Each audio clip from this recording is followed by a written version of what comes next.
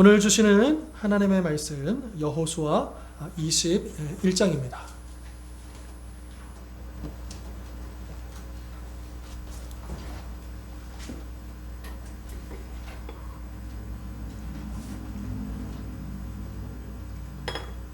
제가 가진 성경으로 구약 350면 21장 1절부터 7절까지 말씀 이제 한 절씩 교독하도록 하겠습니다. 그때 레위 사람의 족장들이 제사장 엘라살과 눈의 아들 여호수아와 이스라엘 자손의 지파 족장들에게 나와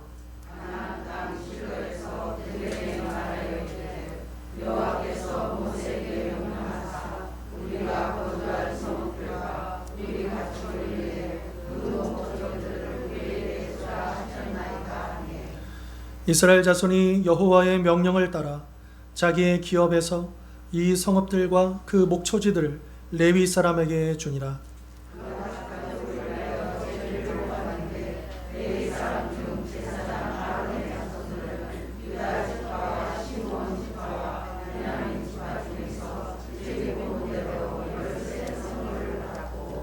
그핫 자손들 중에 남은 자는 에브라임 지파의 가족과 단 지파와 므낫세 반 지파 중에서 제비 뽑은 대로 10 성읍을 받았으며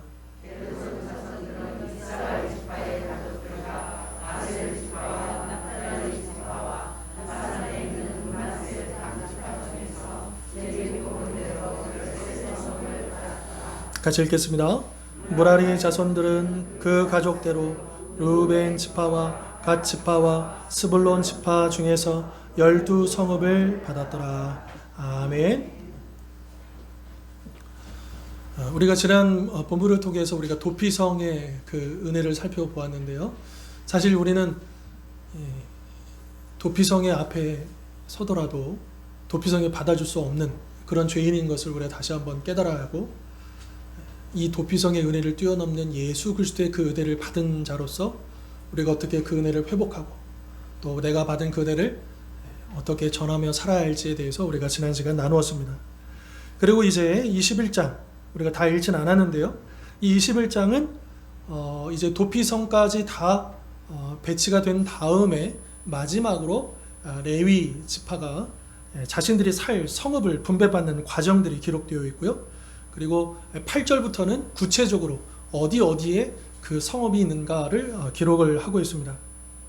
레위 지파는 이스라엘 기업들 중에서 도피성 6개를 포함해서 총 48개의 성읍과 그곳에 딸려있는 목초지를 얻게 됩니다. 12지파가 48개를 이제 준 거죠. 그러니까 산술적으로 좀 계산해 본다면 평균 한 지파당 4개의 성읍을 이제 따로 떼어서 내어준 겁니다. 자, 원래는 레위에게 주어진 땅도 없고요, 성읍도 없습니다. 그런데 그 땅들 가운데 땅을 주는 게 아니라 살 집을 주는 겁니다. 그 성을 주는 거예요. 그래서 그 지파당 4개 평균적으로 주게 되는데, 물론 구체적으로는 많이 받은 지파는 더 주게 되고요, 적게 받은 지파는 적게 줄 수밖에 없는 그런 상황입니다. 자, 이렇게 48개의 성읍을 이 레위도 이제 그 가문들이 있지 않겠습니까? 그래서 그 가문대로 받게 되는데, 여러분 도표를 한번 보시면 왼쪽에 보시면 이제 레위의 3명의 아들들이 나옵니다. 그래서 보시면 첫째 아들이 누구죠? 게르손. 둘째 아들이 여기는 고핫이라고 되어 있고 오늘 본문에는 그핫이라고 되어 있습니다. 똑같습니다. 어떤 본문에서는 고핫이라고 번역했고 이 오늘 본문에서는 그핫이라고 번역했는데 같은 이제 의미이고요. 그리고 셋째 아들이 무라리 자손이죠.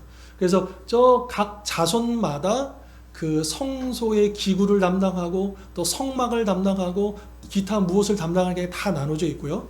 특별히 둘째 아들 가운데 이제 그핫 자손 가운데 누가 있냐면 아론 자손, 제사장 계열이 저기에 포함이 되어 있다라고 하는 거죠.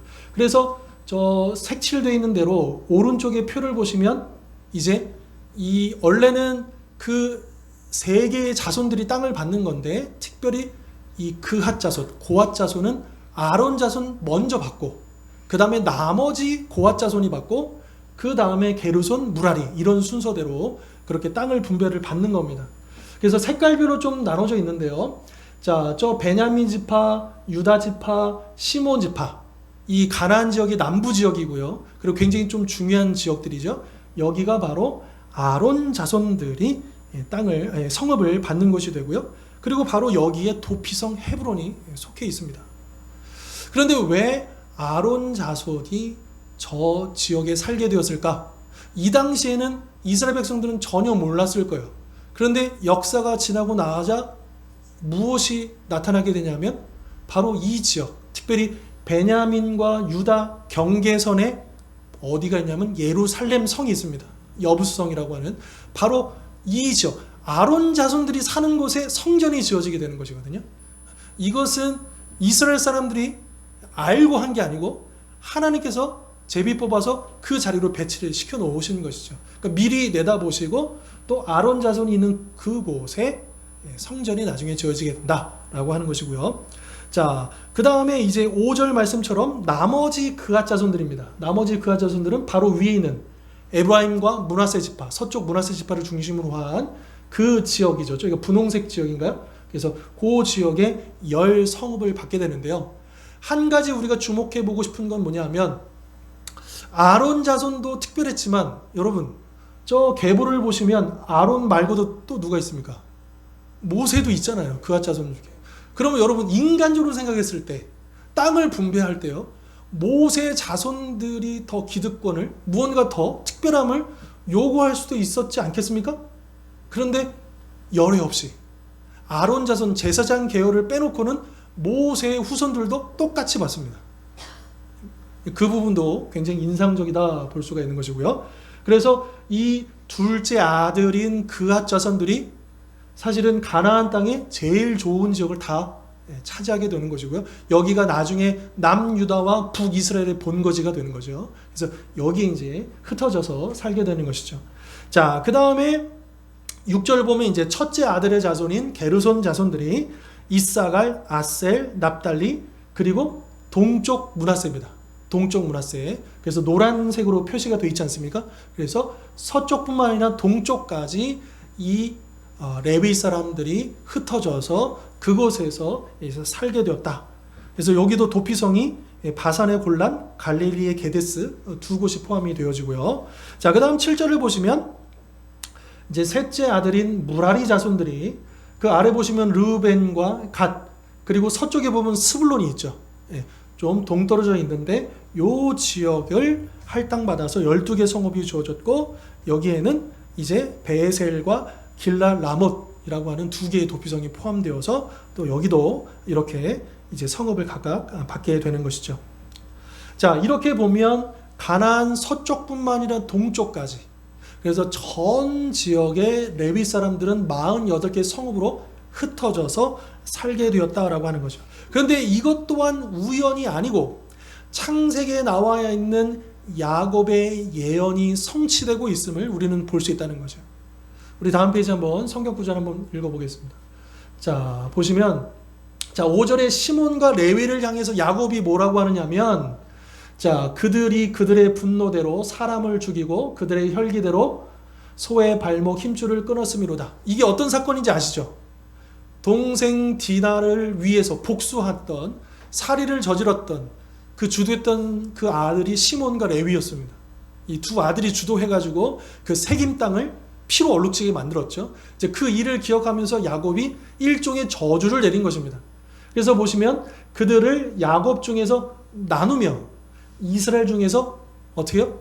흩트리로다 라고 하는 그 예언이 오늘 이 본문에서 그 앞전에는 여러분 시몬은 어떻게 됐냐면 가장 인구가 적어서 독립적으로 땅을 분배받지 못하고 제일 많이 땅을 부여받은 유다 땅의 일부를 부여받아서 사실은 나중에는 이 시몬은 유다 땅에 있다가 베냐민 땅에 있다가 계속 흩어져 버리게 됩니다.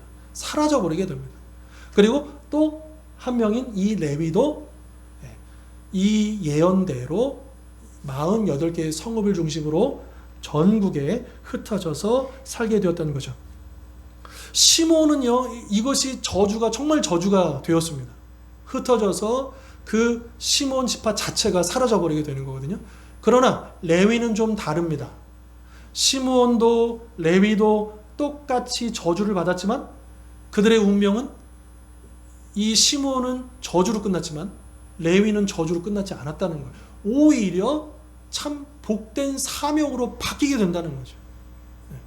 이런 부분을 우리가 주목할 필요가 있는데, 왜냐하면 레위가 왜 흩어진 것이 복이냐면, 레위 사람들은 비록 흩어져야 했지만 그들이 흩어져서 해야 할 일이 무엇이었느냐, 이 12지파 그 곳곳으로 흩어져서 그 구석구석에 들어가서 그들이 해야 될 역할은 뭐냐 하면 바로 하나님의 말씀을 가르치는 역할을 했습니다. 그러니까 영적인 리더로서 12지파 속에 들어가서 흩어져서 그 역할을 감당한 것이죠. 이런 면에서 레위 지파는 비록 흩어졌지만 하나님은 그 저주를 복의 사명으로 바꾸셨다는 거예요. 흩어짐의 저주가 저주로 끝나지 않고 하나님의 복된 거룩한 사명을 감당할 수 있도록 복으로 바꾸어 주셨다. 여러분, 그렇다면 이 시몬과 레위, 시몬은 그대로 저주가 저주로 끝났고, 그리고 레위는 저주로 시작했지만 복으로 바뀌었잖아요.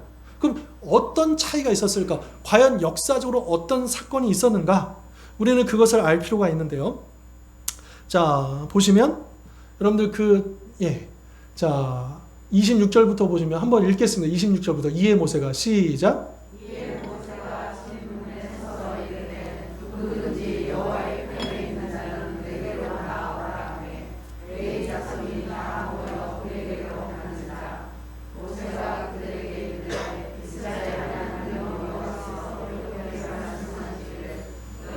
각각 허리에 칼을 차고 진 이 문에서 저 문까지 왕래하며 각 사람이 그 형제를, 각 사람이 자기의 친구를, 각 사람이 자기 이웃을 죽이라 하셨느니라. 레위 자손이 모세의 말대로 행하매 이날에 백성 중에 3,000명가량이 죽임을 당하니라. 아멘. 여러분 잘 알다시피 이 사건은 무슨 사건이냐면 금송아지 우상숭배 사건 때문에 이제 모세가 그 돌판을 깨트려 버리고 나서 누가 여호와 편에 설 것인가 라고 했을 때 누가 나오냐면 레위 지파. 아무래도 이제 모세가 레위 지파이다 보니까 그런 면도 작용했겠지만요. 그러나 그 어떤 지파보다도 이 우상 숭배로 인한 이 하나님의 진노를 심판의 도구로 이 레위 지파가 사용이 되어집니다. 그래서 이것 때문에 하나님께서 레위 지파를 비록 흩어질 수밖에 없지만 그 흩어짐을 복으로 바꾸셔서 하나님의 거룩한 사명을 감당하는 지파로 그들을 삼아 주셨다라고 하는 것이죠. 여기서 우리가 중요한 건 뭐냐? 내가 처한 상황이 어떠하든지, 지금 내가 어떤 모습으로 살아가든지 하나님 편에 서 있기만 하면 우리도 이 레위 지파처럼 하나님의 거룩한 사명을 감당하는 그 저주가 아니라 복받는 인생으로 바뀌어줄 수 있다라고 하는 것이죠. 여러분, 우리가 물질이 많아지고 하는 일이, 사업이 번창하고 건강해야 복받는 게 아니고 하나님의 거룩한 도구가 될 때에 그것이 참된 복이라는 것을 우리는 깨달아야 합니다. 여러분, 이 땅에 있는 동안 우리의 이름이 유명해지고 또 우리의 명예가 드러나고 이것이 진정한 복이 아니고, 우리가 어떤 모양이 되든지 하나님의 도구가 되는 것, 하나님이 쓰시는 일꾼이 되는 것, 이것이 복이다라고 하는 것을 우리는 기억해야 합니다. 그러면 하나님은 어떤 사람을 쓰시겠습니까? 능력 많은 사람을 쓰는 게 아니고 순종하는데 능력보다는, 여러분 그릇, 사도 바울이 비유로 얘기하잖아요. 금그릇, 은그릇이라고 쓰임받는 게 아니고요. 어떤 그릇이 쓰임받는 거예요? 진흙으로 만든 그릇일지라도 깨끗해야 쓰여지는 거예요.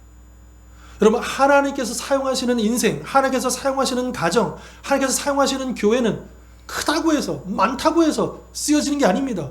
능력이 많고 경험이 많다고 해서 하나님이 사용하시는 게 아닙니다. 깨끗한 인생, 깨끗한 가정, 깨끗한 교회여만 하나님께서 사용하실 수 있다는 거죠. 그래서 정직하고 깨끗한 그 거룩함을 유지할 때에 하나님의 손에 들려줄 수 있다. 레위가 그런 거룩함에 서서 하나님 편에 서서 귀한 하나님의 도구로 쓰임받았다라고 하는 것이죠. 그렇다면 오늘 우리는 과연 어느 편에 서 있습니까? 이 레위 사람들처럼 우상 숭배로 가득 찬 이 세상 가운데 하나님 편에 서서 거룩한 열심을 가지고, 여러분 레위 사람들이 허리에 칼을 차고 열심으로 뭐라고 했냐면 그 형제를, 자기 친구를, 자기 이웃을 봐주지 않고 우상 숭배의 죄악에 넘어간 사람들을 단죄했다라는 거예요. 여호와의 이름으로. 이런 거룩함의 모습이 우리 안에 구별됨이 없이는 하나님 앞에 쓰임받을 수가 없다라고 하는 것이죠. 지난주 본문에서 우리는 원래 죄로 인해서 영원히 죽을 수밖에 없는 저주를 받은 존재였죠. 우리는 저주받은 인생입니다. 아무런 소망이 없는, 하나님의 영광에 이를 수 없는 죄인이었지만, 그러나 우리가 예수 그리스도의 은혜로 말미암아 영원한 사망이 아니라 영원한 생명으로, 저주가 복으로 바뀌지 않았습니까? 이게 어떻게 가능했냐 하면 우리가 믿음으로 하나님 편에 서기로 결단했기 때문에, 믿음으로 예수 그리스도의 복음을 받아들였기 때문에 영원한 죽음이라고 하는 저주에서 영원한 생명이라고 하는 복으로 바뀌어지게 되었다라고 하는 거죠. 우리 운명이 달라진 것이죠. 그러므로 우리는 레위 사람들처럼 저주에서 복으로 바뀌어졌던 것이죠. 이제 우리의 인생이 그렇게 바뀌어졌기 때문에 우리 또한 레위 사람들처럼 하나님 편에 서서 그분의 나라를 위하여, 하나님 나라를 위하여 우리 남은 인생을 살아가야 한다라고 하는 것이죠. 하나님이 나에게 주신 시간, 물질, 건강, 또 여러 다양한 은사들, 그 모든 것들을 가지고 이 땅에 하나님 나라를 세우는 일에 우리는 헌신해야 한다라고 하는 것입니다. 이러한 하나님 나라의 사명을 가지고 살아가는 사람이 바로 영적 레위 지파라고 할 수 있는 것이죠. 즉 하나님은, 여러분 우리가 예수 믿고 천당 가고 이것이 복음의 전부가 아닙니다. 물론 그것은 맞는 말이죠. 우리에게 영원한 생명이 주어진 것은 확실한 사실입니다. 그러나 이 땅에 우리가 남겨진 이유는 무엇이냐? 그냥 천당 가기 위해서 천국행 티켓을 들고 아무것도 하지 않고 그냥 버티기만 하면 되느냐? 그게 아닌 거죠. 천국을 기다리면서 우리가 해야 할 사명이 있다는 거예요. 감당해야 될 사명이 있다는 거예요. 그 사명을 가지고 있는 사람이 정말 구원받은 사람이라고 하는 것이죠. 하나님은 우리를 하나님 나라의 사명자인 영적 레위 지파로 부르셨다라고 하는 것입니다. 여러분 우리가 성경을 볼 때 특별히 레위 지파나 제사장 이 가문들을 보면서 이것들을 자꾸 어디다만 적용하냐면 목회자들에게만 적용하려고 해요. 물론 그런 속성들, 비슷한 특징들이 있는 건 사실입니다. 그러나 우리가 이 레위 지파를 보면서 우리는 어디에다 적용해야 하냐면 나에게로 적용해야 돼요. 우리 모든 믿는 백성들. 여러분 만인 제사장이라고 하는 개념을 아시죠? 우리 종교개혁이 굉장히 중요한 핵심이지 않습니까? 여러분 오늘날에 복음의 제사장, 왕 같은 제사장이 누굽니까? 납니다. 구원받은 납니다. 목회자만 제사장이 아니요. 우리 모두가 다. 그래서 불신 영혼을 하나님께로 이끄는, 인도하는 복음의 제사장으로 우리가 부름받은 거예요. 영적인 레위 지파로 우리가 부름을 받았다라고 하는 것이죠. 우리에게는 그런 귀한 사명이 있다라고 하는 것입니다. 자, 그렇다면 우리가 오늘 본문 속에서, 짧은 본문이지만 그러면 이 하나님 나라의 사명을 가지고 있는 영적 레위 지파로서 우리가 그럼 어떻게 살아갈 것인가? 오늘 본문을 통해서 우리가 두 가지 정도 살펴볼 수 있다라고 하는 거죠. 자, 첫 번째는 우리 1절과 2절 말씀 다시 한번 읽어보도록 하겠습니다. 오늘 본문 21장 1절과 2절입니다. 그때에 시작.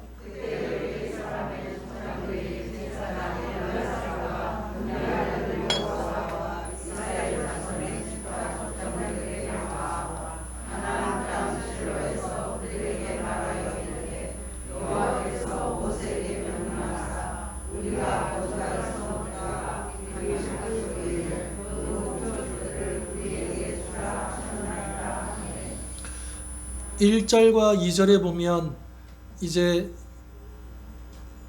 모든 땅을 분배한 다음에 마지막으로 이 레위 족장들, 지도자들이 나아가서 이제 우리에게도 살 집을 주십시오 라고 요구하는 건데요. 그런데 이 내용을 가만히 보면 그냥 막무가내로 달라는 게 아닙니다. 2절에 무엇을 근거로 대고 있어요. 어떤 근거를 대고 있냐면 여호와께서 모세를 통해서 우리에게 기업을 주라고 하셨다라고 하는 거예요. 그 옛날 이제 이게 그 민수기 이제 그 보면 하나님께서 모세에게 그 도피성 제도를 설명하시면서 그때에도 레위 지파에게 이 도피성을 포함한 그 성읍을 주라고 약속을 하셨거든요. 그러니까 이 레위 지파는 그저 내가 어떻게 살아야지, 내가 무엇을 먹고 살아야지 이것 때문에 구한 게 아니고 하나님께서 약속하신 것을 이제 이루어 달라고 그가 요구하고 있다라고 하는 거죠. 여기서 우리가 알 수 있는 것은 뭐냐? 하나님 나라의 사명자인 영적 레위 지파는 욕심을 따라 구하지 않고 약속을 따라 구해야 한다라고 하는 것입니다. 이 레위 사람들도 그들의 기업은 땅은 없지만 하나님이 기업이 되어 주신다고 했죠. 그럼에도 불구하고 그래도 그들이 살아갈 수 있는 집과 그 터전 그리고 약간의 목초지, 왜냐하면 그들도 이제 이스라엘 백성들이 11조나 이렇게 첫 예물을 드린 것 중에 생물을 받기도 하기 때문에 그 가축을 기를 수 있는 목초지까지 좀 필요했던 거죠. 집하고요. 그래서 그것들을 요구했다라고 하는 것입니다. 여기서 레위 사람들은 하나님은 약속을 반드시 지키시는 신실한 분임을 믿고 그들은 아주 당당하게 하나님의 약속이 성취되는 것을 우리는 믿습니다. 그 성취될 수 있도록 우리에게 기업을 주십시오라고 당당하게 구하고 있다라고 하는 거죠. 즉 레위 사람들은 결코 개인적인 욕심으로 그 성읍과 목초지를 구한 것이 아니라 하나님께서 맡겨주신 사명을 감당하기 위해 이제 우리가 흩어져서 하나님의 말씀을 가르치고 이스라엘 백성들의 영적인 정체성을 유지시켜 가는데 우리가 그 사명을 감당하기 위한 거주지를 달라라고 구했던 것입니다. 그러니까 내가 원하는 집 어디다가 좀 마련해 달라고 몇 평짜리 집을 달라고 구한 게 아니고 내가 하나님께서 주신 그 사명을 감당하는데 지장이 없는 합당한 그 거처를 달라 구했다라고 하는 것입니다. 여러분 우리도 하나님께 많은 것들을 구합니다. 그렇죠? 개인적으로도 기도하면서 또 가족별로 또 우리 지체들이 함께 모여서 함께 구합니다. 구하는 것 자체는 문제가 없지요. 그러나 과연 우리는 어떻게 구하고 있습니까? 욕심을 따라 구하고 있습니까? 아니면 하나님의 약속을 붙들고 우리가 구하고 있습니까? 우리 말씀 한번 보겠습니다. 요한복음 15장 읽겠습니다. 너희가 시작.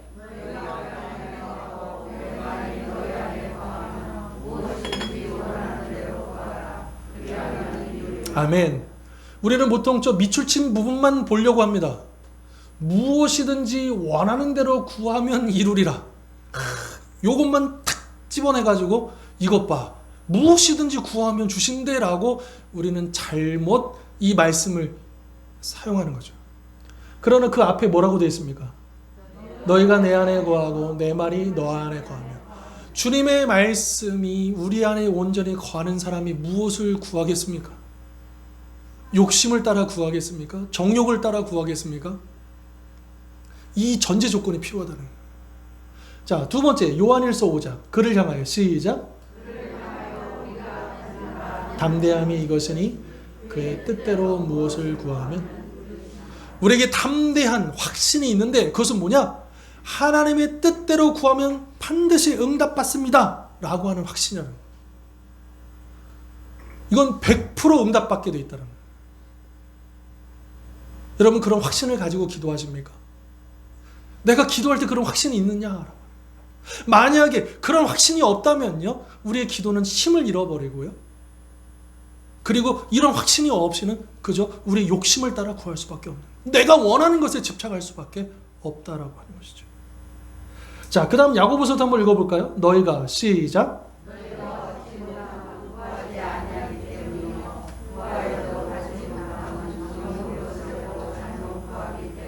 아멘. 이 말씀도 우리에게 왜 기도 응답이 없느냐? 두 가지 때문이다. 하나는 구하지 않으니까 응답도 없는 거죠. 기도하지 않는데 무슨 일이 일어나겠습니까? 여러분, 정말 우리가 구해야 됩니다. 아주 사소한 것도 구해야 됩니다.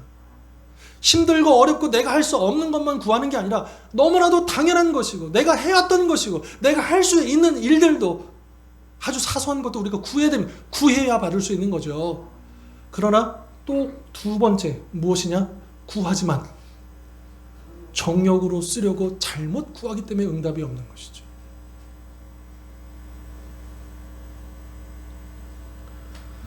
하나님의 뜻이 아니면 우리가 아무리 하나님께 애를 쓰고 부르짖어도 응답이 됩니까? 안 됩니까? 안 됩니다. 여러분, 우리가 기도할 때 하나님 주십시오라고 기도하는 것은 잘못되지 않았습니다. 그러나 동시에 우리는 내가 구하는 것이 하나님의 뜻 가운데 있는지를 분별할 수 있어요.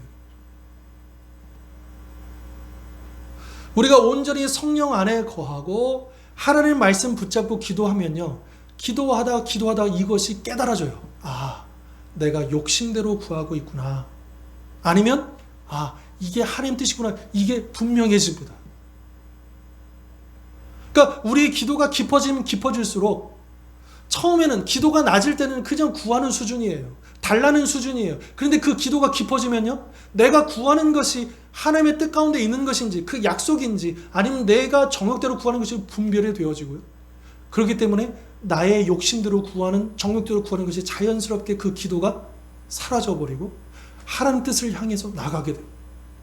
그러니까 기도라고 하는 것이 내가 원하는 것을 얻기 위한 과정이 아니고 하나님의 뜻에 나의 뜻을 맞춰가는 과정이지 않겠습니까? 내가 원하는 대로 하나님 해주십시오라고 하는 어린아이 신앙에서 이 기도가 깊어지면 이제 예수님께서 우리에게 본을 보여주셨던 기도처럼 나의 원대로 마옵시고 아버지의 뜻대로 되기를 원합니다 라고 하는 그런 온전한 기도, 성숙한 기도를 우리가 드릴 수 있다라고 하는 것이죠. 분명히 기억해야 합니다. 왜 응답이 안 될까? 혹시 한번 점검해 볼 필요가 있습니다. 정욕대로 구하는 것, 나의 필요 이상으로 구하는 것들은 응답되지 않습니다. 설령 그것이 응답되더라도 욕심대로 내가 그것을 구했는데 그것이 얻어지게 되더라도 여러분, 오히려 그것 때문에 화를 당하게 됩니다. 그러므로 우리는 내가 원하는 것을 욕심으로 구하는 것이 아니라 하나님의 약속을 따라 나에게 필요한 것을 구해야 한다라고 하는 거죠. 하나님 앞에 나의 필요를 아뢰는 것이지 나의 욕심을 구하는 것이 아니라는 것입니다.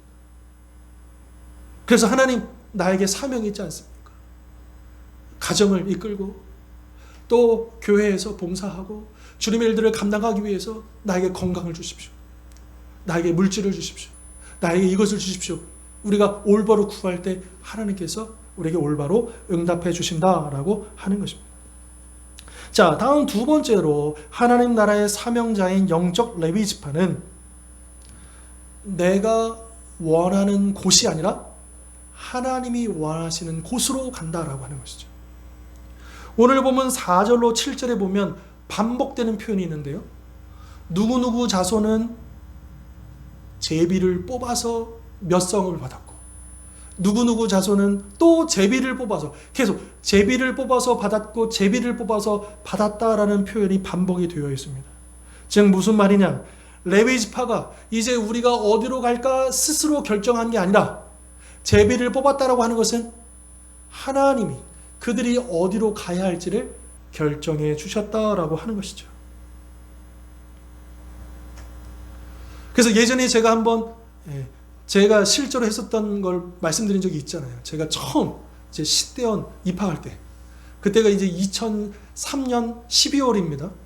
그래서 2004년 제가 이제 신대원 입학할 때 첫 교육전도사 사역지로 가야 되는데 이 부분을 놓고 나도 이렇게 한번 해봐야 되겠다.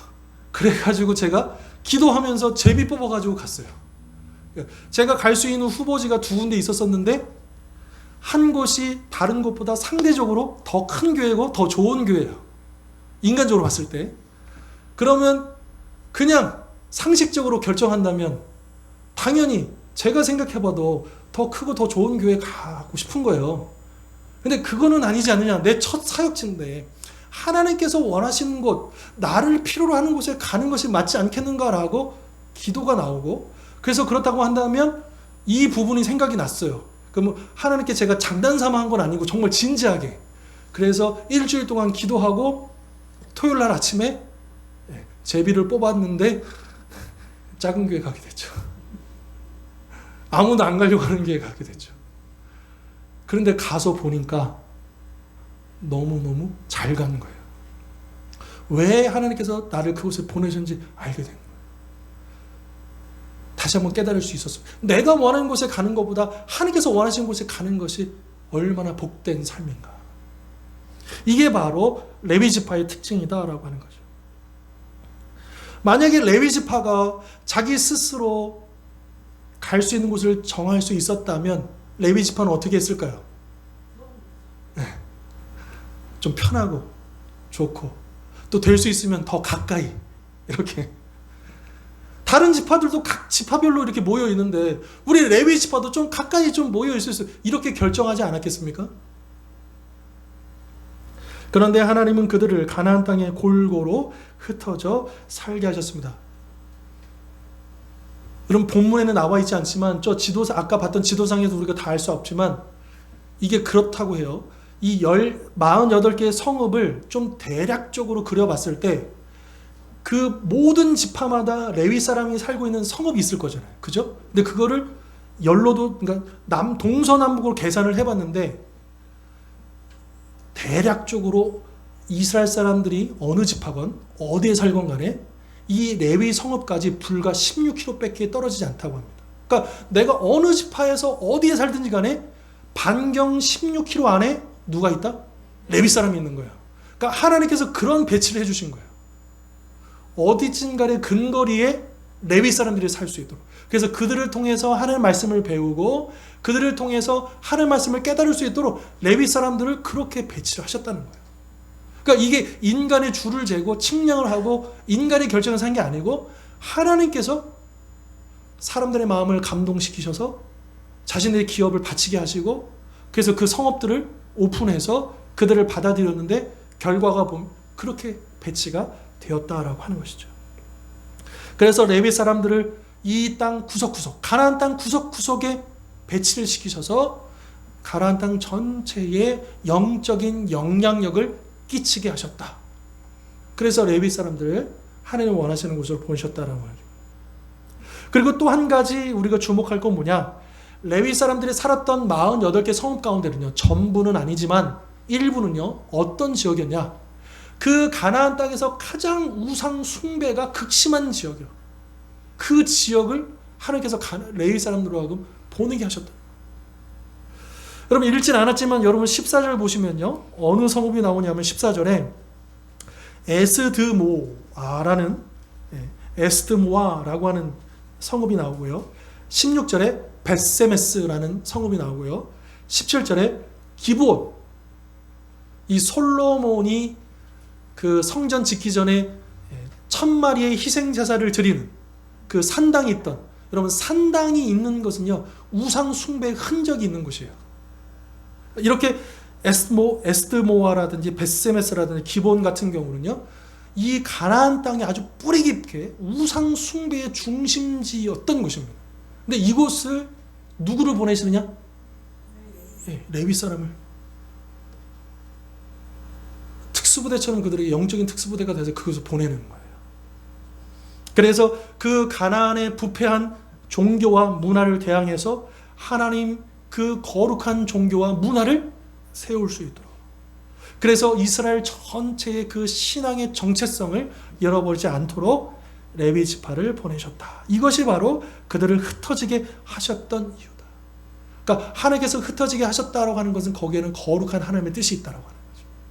왜 나를 그곳에 보내셨을까? 그럼 저도 한 10년 동안 부격자 생활하면서 이제 보따리 장수처럼 2전, 3전이면 다른 교회 가고 계속해서 다른 교회로 옮기면 사역을 하잖아요. 그래서 한 10년 동안 계속해서 제가 경험했던 건 뭐냐면, 다른 공동체에 가게 되면 제가 최소한 6개월 정도 기도하는 게 뭐냐면, 하나님 왜 저를 이곳에 보내셨습니까? 그러니까 내가 원하는 것이 아니라 하나님이 원하시는 곳에 나를 인도하셔서 여기 왔으니까 그러면 분명히 이유가 있을 텐데 그거를 보여달라고 기도했어요. 가는 교회마다. 그리고 그 기도 중에 하나님께서 깨닫게 해주신 걸 가지고 그 공동체를 섬기고 그것에 필요한 것들을 이제 하나님을 위해서 열심히 사역을 했었던 거죠. 그러니까 이유가 있는 거예요. 여러분들이 이 자리에 앉아있는 게 그냥 내가 와 앉아있는 게 아닙니다. 하나님이 이유가 있기 때문에 우리를 지금 이곳에 앉혀놓으신 겁니다. 여러분 믿으시죠? 이 자리에 한 사람도 예외 없이 사명 없이 이 자리에 앉아 계신 분 없습니다. 나는 건강도 부족하고 나는 이것도 부족하고 나는 뭐 시간도 없고 나는 이것도 연약하고 그거 문제될 거 없습니다. 하나님은 당신의 거룩한 사명을 지금 우리에게 부여해 주셨고 그 사명을 감당하기 위해서 우리를 이곳에 모아주신 거예요.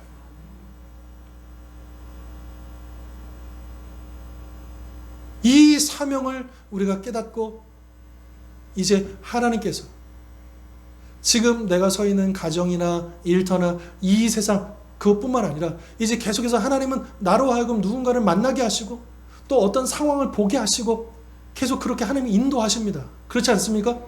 거기에는 이유가 있는 거예요. 하나님의 사명이 있다는 거예요. 그리고 그 사명 중에 제일 중요한 사명이 무엇이겠습니까? 영혼 구원이라고. 하나님 나라를 이 땅에 세워가는 그 귀한 사명이 연결되어 있다라고 하는 것을 우리는 깨달아야 한다는 것이죠. 그렇기 때문에 우리가 구해야 됩니다. 무엇을요? 내가 원하는 곳이 아니라 하나님이 원하시는 곳으로 나를 보내달라. 하나님, 내가 필요한 곳으로 가게 해주십시오. 나를 꼭 만나야 될 그 사람, 그 사람을 인도해 주십시오. 여러분, 우리가 그렇게 구할 때 하나님께서 반드시 응답해 주시지 않겠습니까? 왜요? 우리가 하나님 뜻대로 구하는 거잖아요. 하나님, 나는 여기로 가고 싶어요. 이 일을 하고 싶어요. 이렇게 하고 싶어요. 이렇게 우리가 구하는 게 아니라 하나님 무슨 일이더라도 어느 곳이라도 하나님이 원하시는 곳으로 내가 필요한 곳으로 나를 보내어 주십시오라고 기도하는데 하나님은 왜 응답 안 하시겠습니까? 우리가 그렇게 구하는 사람이 바로 영적인 레위 지파다라고 하는 것이죠. 우리는 오늘 말씀을 통해서 내가 바로 영적 레위 지파로 하나님 나라의 사명을 감당하라고 세움을 받았다라고 우리가 오늘 이 말씀을 우리가 받았습니다. 그러므로 오늘 본문의 말씀처럼 욕심을 따르지 않고 나의 필요를 구하되 하나님의 약속을 따라 믿음으로 구하고 내가 원하는 곳이 아니라 하나님이 원하시는 곳으로 갈 수 있는 믿음을 구하여서 지금 나를 세우신 가정과 일터를 비롯한 나의 일상생활 속에서 영적인 영향력을 끼치며 하나님 나라를 세워가는 영적 레위 지파로 살아가는 우리 모든 성도님 될 수 있기를 주님의 이름으로 축원합니다. 기도하겠습니다.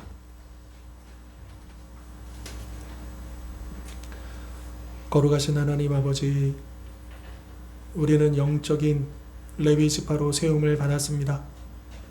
우리에게는 영원한 죽음이라고 하는 저주에서 영원한 생명이라고 하는 복으로 바뀐 인생이 되었고 이제 그 변화 속에는 하나님의 거룩한 사명, 이 땅에 하나님 나라를 세워가야 할 거룩한 사명이 있음을 다시 한번 깨닫습니다.